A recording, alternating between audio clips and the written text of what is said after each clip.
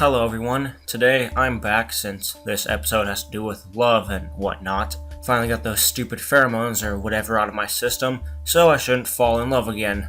Wolf isn't doing this because... well... damn it! Why won't you stay still? Learn how to tie a fucking knot first, then maybe your rope will be more effective. Why don't you tie this rope then? Because I can't tie a rope either. Why not just overdose or something? Because I can't find the medications. The ship is designed to prevent the user from being able to overdose, Wolfie. Why would you do that, Duck Brown? Who the hell are you talking to? There is nobody there. Let me do this, Femi. Your call. Anyways, yeah, Wolf isn't the best person to be around when it comes to love and such. After all, his first confession was via paper note. Then, the second woman he loved only pitied him, was already in a relationship, and decided keeping it a secret was the best option. Oh, and I forgot one thing about that second. Internet love. She hates Wolf and wants him dead, most likely. And his third one he was in love with, he was too late by like a day or something, but is still kind of able to be friends with or something.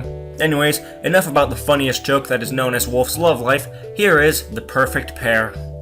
It is with this episode that we welcome back probably one of the greatest writing duos from My Little Pony right now, Christine Songko and Joanna Lewis. They wrote the good episodes like A Royal Problem and Gauntlet of Fire. This episode also features something rare, a song. Yeah, we haven't had a song in quite a while, and Daniel Ingram worked on this one. The episode opens with Applebloom discovering that William Shatner, yes, Captain Kirk, is a pony who sells Pear products like the Apple family and has returned. Apparently, Pear products are blasphemous in Granny Smith's home because of a family feud from long ago. Yay, a Romeo and Juliet episode. No, really. Applejack's parents are from two parents who are in a feud of some sort, and the relationship was hated because of the long-time feud between the families. Granny Smith hates talking about the Pear family, so the Apple children go to the crazy old coot who lives with Slender Pony out in the woods. Goldie Delicious tells them about the family feud, not hosted by Steve Harvey. The Pear and Apple farms were right next to each other, and surprisingly a flame war didn't start. Like, really, these two were very competitive at literally everything. Collection, love, business, etc. Of course, the young children talked and became friends, who were the parents of the Apple siblings. Of course, they have a realistic reaction when learning that they were related to their sworn enemy. This episode later turns into, this pony knows only a small bit of your parents' history, so seek them out. The love between Bright Mac and Pear Butter, yes, those are the names of the parents, is also pretty realistic. It started out small and blossomed. The family feud idea was interesting to say the least, but very Romeo and Juliet still. Burnt Oak and Miss Cake's stories are good as well. They showed off a different side of the parents that the family didn't really know about. Hell, the two of them even helped them out when keeping their relationship and marriage a secret. Those are true friends. The song is pretty as well. It shows more of how the two came together. The singing from Pear Butter is also pretty nice. It's kind of like a country song, but not fully sounding like one. The title itself, You're in My Head Like a Catchy Song, also describes their relationship as well as the lyrics of the song. No matter what happens around them, they both love each other. They want to do everything they can to be together, even if their families are against it. No matter where they are, it will be a great time if they are there together.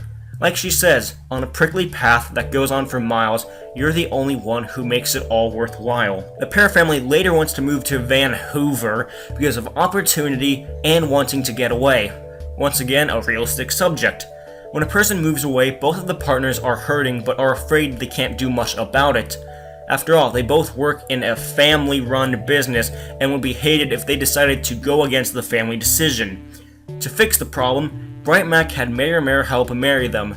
Yes, they did a secret wedding, just like Romeo and Juliet.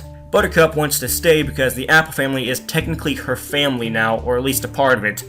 So her father has her decide who to stay with, her birth family or her new extended family. She decides to stay with Bright Mac, like any sane person would do. The Apple siblings confront Grandpa and Granny Smith about it and reunite them. This episode was something.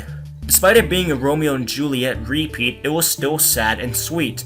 It brings up a lot of realistic subjects, like star-crossed lovers, how family feuds can cause destruction among the families involved, and children wanting to find their other parent or missing parents. The other ponies involved in the relationship were sad and in pain that they had to keep the truth a secret so that the Apple siblings wouldn't also be in pain. Plus, Mayor and Miss Cake talk and work with the Apple family nearly on an everyday basis, so their pain is amplified that they can't tell them about their parents.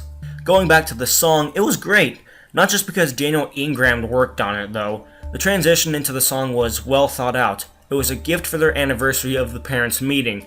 The lyrics are kind of describing the journey they took for their love life, how they had to keep it a secret but would do anything they could to be together.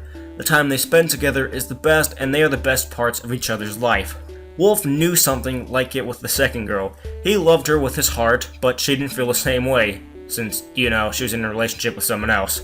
However, he wanted to spend the days and nights talking with her because he did love her and the time they would have spent together.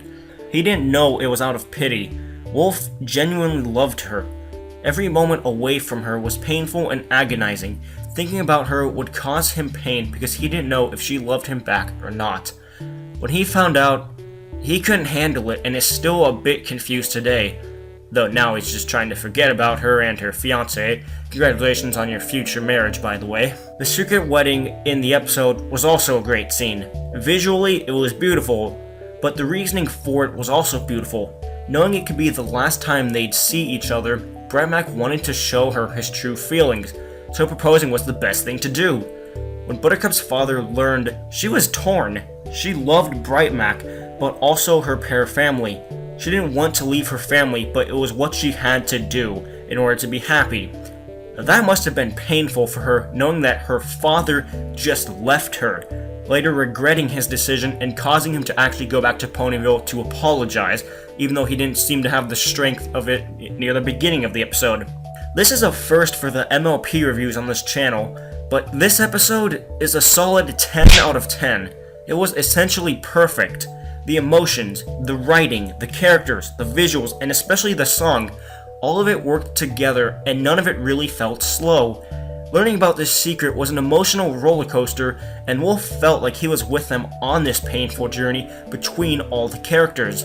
I doubt we'll see another episode like this, but I hope Christine and Joanna continue to write episodes for the series because they are the best writers as of now. I'm FemWolf, and I'll see you all later.